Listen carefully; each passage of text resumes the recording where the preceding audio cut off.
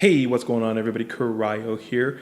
October 27th is not that far away. As you know, Shadowlands is just around the corner, and choosing which character to level first may be a daunting task. I'm sure most of you want to hit the ground running when it launches, so today we're going to be taking a look at the process I use to narrow down my selection. We can start by asking the basic questions: which type of content are you looking to do? PvE, PvP, dungeons, raids? And then on top of that, which role do you want to fulfill? Tank, DPS, or healer? For the sake of this video, I'm going to assume you chose PvE content and the role of a tank. Let's get it.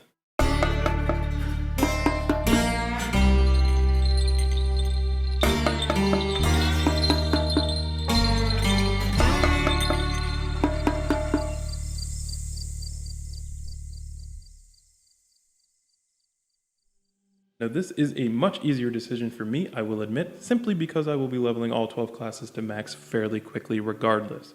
With that in mind, let's take a look at the 6 tanking classes and figure out which one to level first. And actually, I think I'm going to count down backwards, ending with the most likely candidate to reach max first. Number 6, the Protection Paladin. Perhaps you want to be a beacon of light, a holy guardian that protects your party members by throwing shields at your enemies' faces. Paladin is the way to go. My initial reaction to the Shadowlands Paladin was not that bad. After this most recent build, however, absolute trash. The nerf to Shield of the Righteous and the amount of physical damage there is, Protection Paladin feels like a wet paper towel, even through active mitigation and cooldowns. Of course, this is subject to change, and it will most likely change, so don't let that deter your decision. The addition of Word of Glory is a nice change from Light of the Protector, simply due to the fact that you can now cast it multiple times in a row, and this bolsters our defenses against magic damage intake. However, pressing Word of Glory is too high risk in this current build, given the importance of having Shield of the Righteous up. One major change I would like to see, but will probably never happen, is Word of Glory coming off the global cooldown, just for Protection Paladins, and be given a chance to be free of charge. The competition it shares with Shield of the Righteous is just not fun. The flow of Protection Paladin feels okay, and just that, okay. I used to feel more solid during crazy dungeon pulls, knowing that I had ample active mitigation and Word of Glory at my fingertips. But I only feel this way with a Blessed Hammer build. Outside of that, it just takes way too long to generate holy power and to get that first Shield of the Righteous up and running. In Mythic Plus and Dungeons, Snap Aggro seems fairly fine, having the ability to judge Avenger's Shield from afar and have Consecration down always certainly helps. Even dishing out Word of Glories builds healer threat, so all around pretty safe. Auras are back. This is potentially huge and may be the reason to bring a Protection Paladin back to the raid. The ability to bring some raid utility definitely helps boost the priority level of maxing out a Protection Paladin. If you are brand new to the class or have never played one, Protection Paladin is a fairly low mobility tank. You have access to Divine Steed every once in a while, but ultimately you will be one of the slower tanks. Number 5, the Protection Warrior. Perhaps you fancy the idea of being a stalwart defender with the ability to take a beating and reflect spells back at your enemies. Contrary to BFA, Warrior gameplay in my opinion feels awkward and clunky. As much as I hated spamming Thunderclap and Spell Reflect, now I feel like there is no direction and the spec is all over the place. They have received some hefty nerfs, even above the loss of Azerite powers, essences, and corruption, which leaves the damage output feeling weak, but numbers, I assume, or at least I hope, will be tuned. In all honesty, it feels as if Blizzard wanted to take warriors in the single target tank direction, which makes the playstyle feel extremely slow, but may open up the opportunities to be considered in raids again. It is still a viable spec, no doubt. There are just far better options to level first. I did, however, enjoy the Protection Warrior in solo play, specifically Torghast. With the amount of anima powers you can obtain, the playstyle shifts, the damage increases, and you feel like that invincible shield wall you were meant to be. For those new to the specialization, Warriors are an extremely mobile class. Having access to Heroic Leap, Charge, and Intervene, Warriors are able to cross the battlefield with ease. This class also uses a one-hander and a shield, but unlike the Paladin, you will be bashing your enemies with it instead of throwing it.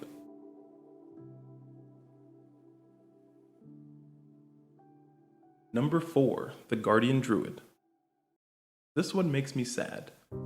I enjoy playing bear tanks very much, but right off the rip, Druid puns, the spec plays awfully slow. This may be countered with high amounts of haste, but even still. On top of that, other than legendaries and minor talent changes, Guardian Druids just feel left behind and much weaker than they did in BFA. Having to spec into a charge as a bear just doesn't make sense. We still have an ability that literally does nothing. And Frenzy Regen is still on the global cooldown. Now these may seem like only quality of life changes, but in changing them opens up the possibility to add in something new and fresh. In terms of Mythic Pluses, since we attack so slow and our abilities do no damage, threat is a major concern I have. Once we have threat under control, our mitigation seems fine. Bears are still significantly more tanky when it comes to physical damage, but have no mitigation for magic damage, especially if your Frenzy Regen charges are on cooldown. On the flip side, there are a lot of bleed effects early in Shadowlands, including the raid, which means bears will be solid mitigators of said damage. Although you will be viable, bears ultimately lack a raid benefit. If we could gain an ability that was useful utility, we would climb significantly higher in the ranks. Even in solo play, Guardian Druids are a snooze fest. You can spice it up a bit by cat weaving or owl weaving, but that's about it. On a positive note, poor Druid puns, there are multiple covenants that provide excellent variety. Having a choice is always fun and may not leave you feeling constricted or limited. Some changes I would like to see, however, for Druid is a buff to Frenzy Regeneration.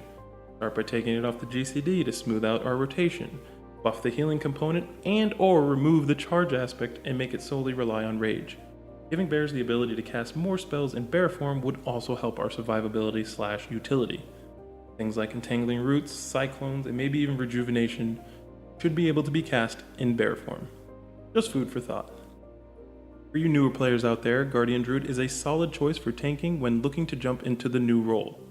The rotation is very easy to comprehend, and keeping up your active mitigation is much more forgiving.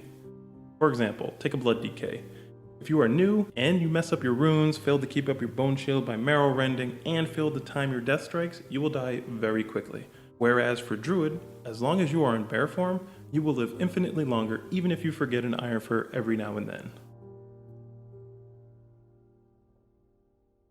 Number 3, the Vengeance Demon Hunter. Spell Devastation is back, but that's about it. Major problems with Demon Hunter at the moment is how clunky the spec plays, the lack of active mitigation, and threat.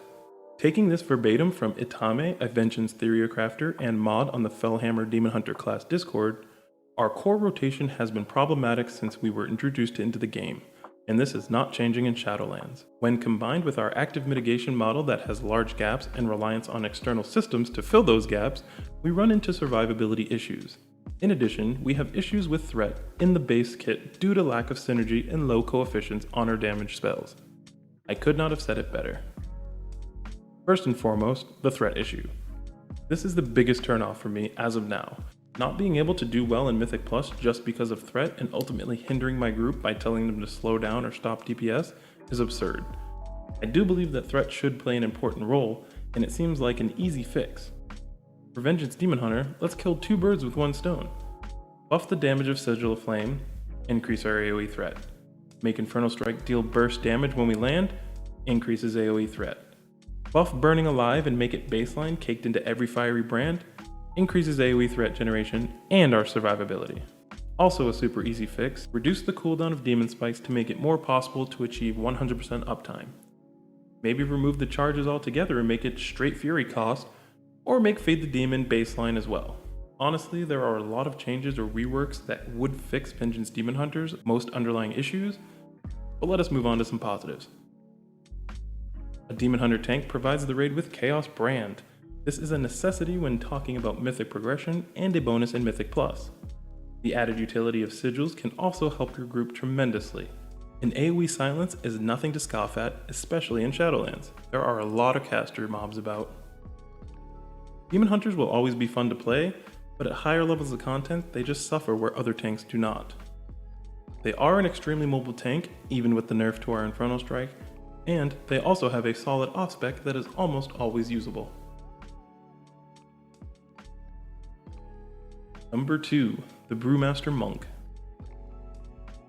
Who doesn't want to use Drunk Kung Fu? This class feels fairly good in its current state. Although we have gained a few neat spells back to our toolkit, ultimately the class plays the same. This is actually a good thing when starting a new expansion, because this means if you did not have access to beta, you can hop onto the live servers now and get a feel for it. Now if you do this, the most glaringly obvious change is the fact that we no longer have Ironskin Brew, and to be honest, I don't miss it. It was more of an annoyance to keep pressing it, and for the most part it was up 100% of the time. This is not really fun and engaging gameplay. Now I know what you're thinking, but Cryo, if I don't have Ironskin Brew up, my stagger is going to be garbage. False. You still stagger like a boss. But, even more so, you no longer have Ironskin Brew charges competing with Purifying Brew.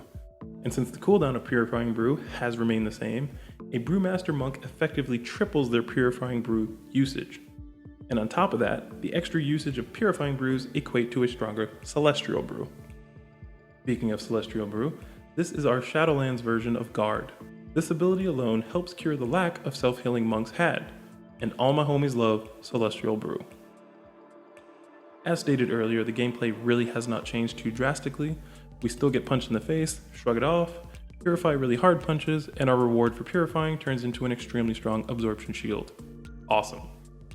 Our AoE threat is still somewhere at the same level it was in BFA, where near perfect gameplay is more so during the initial pull required to generate the maximum amount of threat. But with the addition of Spinning Crane Kick, as long as we can dodge attacks while channeling, it may help boost our AoE presence. You do have multiple covenants that pose viable options, so that's a plus in my book. The only negative thing I can say about Brewmasters is in their current state, and it's not even a major issue, the fact that we have so many buttons to press now. We went from 6 important on the GCD abilities to 11. Again, not a real issue. For newer players, this may be an imposing class to start tanking on, but rewarding if you put in a little bit of time. The playstyle is a bit easier in my opinion in Shadowlands, so if you get a good feel for it now on live, you will be that much better come launch day.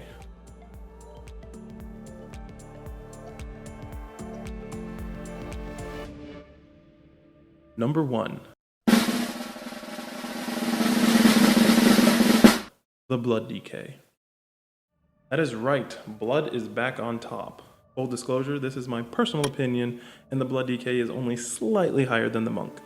This class does feel the most complete and polished of the other 5. What I mean by that is, there are few, if any, times where spells are competing. Compared to a Protection Paladin choosing between Word of Glory and Shield of the Righteousness, Blood Decays really only have one runic power dump. You could argue Death Coil, but you really shouldn't be hitting that ability. Even if you are at max HP, using runic power on a Death Strike is ultimately better. More positives, multiple covenants are decent for Blood Decay. Of course, there will always be a good, better, best, but at least there is not one that is just so broken, even after tuning, that if you don't take it, you're trolling. Blood Decay was already fairly good in all aspects of PvE content, even at a competitive level, and now even more so. Gaining abilities such as Blood Tap and Rune Tap only made us stronger. Blood Tap helps smooth out those clunky rotation scenarios where you're at 1 rune and your bone shield's about to fall off, while Rune Tap, even though nerfed, currently can be used to smooth incoming damage at the start of the pull until you build up your bone stacks. Or you could use it as double mitigation for harder hitting abilities. Now, some people are complaining about the number of buttons at your disposal now, but I would rather too many buttons than too little. I'd rather have the ability to use when I need it, as opposed to dying and wishing, man, if only. Also, much like the Brewmaster, since the changes going into Shadowlands are not too drastic, one can hop on the live servers now and test out the gameplay to see if they would enjoy the playstyle. If you seek a mobile class, do not stop at Death Knight. They are notoriously the slowest tank classes in the game. Having things like the Night Phase Soul Shape helps drastically, but ultimately, we are a cumbersome oaf. Now that we have seen all the specs, what else determines my decision on which tank to level first? Pretty simple, my raid composition. The type of content I enjoy and that I'm involved with does require knowledge of what the rest of my team will be playing.